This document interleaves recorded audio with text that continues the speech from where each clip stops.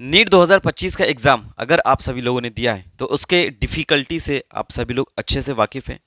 बहुत सारे बच्चों का ऐसा मानना है कि जो पेपर था बहुत ज़्यादा डिफ़िकल्ट था, जिसकी वजह से वो अंडर प्रेशर हो चुके थे और उनका पेपर ख़राब हो गया।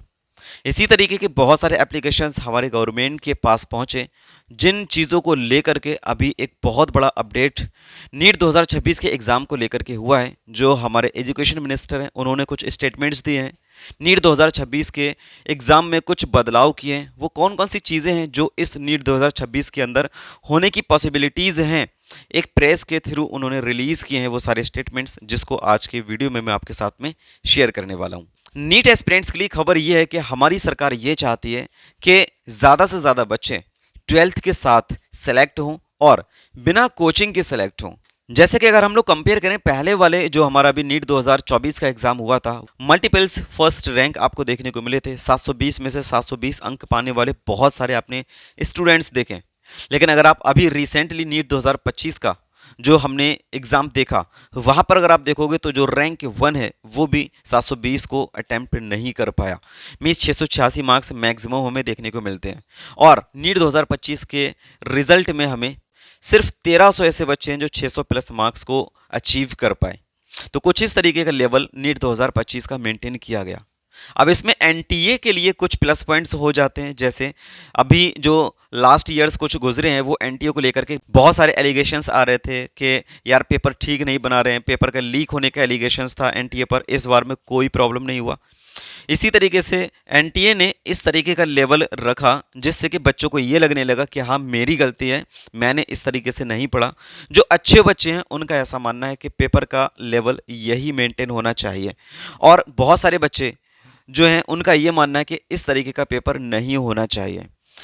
अभी हमारा जो मिनिस्टर साहब हैं, एजुकेशन मिनिस्टर साहब जो हैं, उनका ये मानना है कि अभी हम लोग क्या करने वाले हैं, नीट 2026 का जो एग्ज़ाम होगा उसके लिए एक कमेटी बनाएंगे और लास्ट 4 to 5 ईयर्स के जो भी एग्ज़ाम्स हुए हैं उनके पैटर्न को चेकआउट किया जाएगा, उसको एनालाइज किया जाएगा, क्या डिफ़िकल्टी है, क्या वहाँ पर मोड रहा है एग्ज़ाम का, वो सारी चीज़ों को वो एनालाइज करेंगे।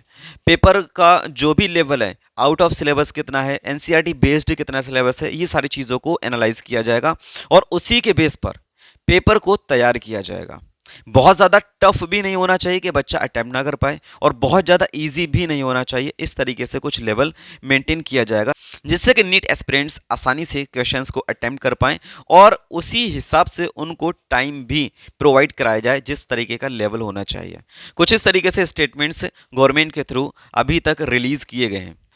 अगर आप नीट एस्पिरेंट्स हैं और 2026 में अपियर होने वाले हैं तो आपकी मैं राय जानना चाहता हूं कि आपके हिसाब से लेवल पेपर का क्या होना चाहिए। Let me know in comment box.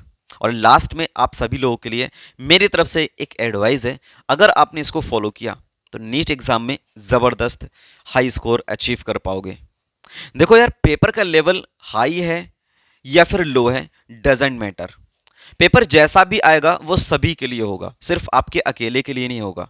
Paper के लेवल में क्या क्या चेंजेस होने वाले हैं ये आपके हाथों में नहीं है, पेपर का लेवल क्या होगा ये आपके हाथों में नहीं है। अभी जो भी अपडेट्स आ रहे हैं इन सारी चीज़ों से आपका कुछ भी लेना देना नहीं है। अगर आप इस वीडियोस पर आए हो तो कहीं ना कहीं मुझे ऐसा लगता है कि आप इस तरीके की वीडियोस को सर्च कर रहे हो। मैं आप सभी लोगों से ये विनती करता हूं कि आप सभी प्यारे बच्चे अपना टाइम इन सारी वीडियोस के अंदर वेस्ट ना करें। मैं अपनी खुद की वीडियो में इस बात को कह रहा हूं कि आप चाहे इस वीडियो को भी मत देखो, और इस टाइप की वीडियोस में अपना टाइम वेस्ट करने की ज़रूरत नहीं है। पेपर का लेवल कैसा होने वाला है, अपडेट्स क्या आ रहे हैं, ये सारी चीज़ें आपको लास्ट तक पता चल जाएंगी क्या क्या चीज़ें हुई हैं। अभी सिर्फ आपका काम ये है कि आप कितनी मेहनत से अपनी पढ़ाई पर फोकस कर रहे हो। पेपर का लेवल क्या होगा, हाई होगा, लो होगा, इसके हिसाब से कट ऑफ मेंटेन हो जाएगी, डजेंट मैटर। यहां पर आपका सिलेक्शन नहीं रुक रहा है। आपका सिलेक्शन किस चीज पर डिपेंड करेगा कि आपने अपने लिए कितनी बार एनसीईआरटी को पढ़ा है, कितने ज्यादा क्वेश्चंस की प्रैक्टिस किए हो, कितने अच्छे से नोट्स को प्रिपेयर किया है। इन सारी चीजों पर आपका सिलेक्शन डिपेंड करता है, ना कि आपकी स्ट्रेटेजीज वाली वीडियोस को देख देख कर आपका सिलेक्शन हो जाएगा, ना ही अपडेट्स को सुन सुनकर आपका सिलेक्शन हो जाएगा। तो मैं आप सभी लोगों से लास्ट में यही विनती करता हूं कि आप सभी लोग अपना पूरा फोकस 100% अपनी स्टडी पर लगाओ। जिस तरीके के भी पेपर होगा, अगर आपने अच्छे से मेहनत किया होगा, आप हर तरीके का किसी भी लेवल का पेपर बना दिया जाए आप उसको फोड़ करके आओगे। Wish you all the very best. मिलते हैं नेक्स्ट वीडियो में। Till the time keep learning, keep shining.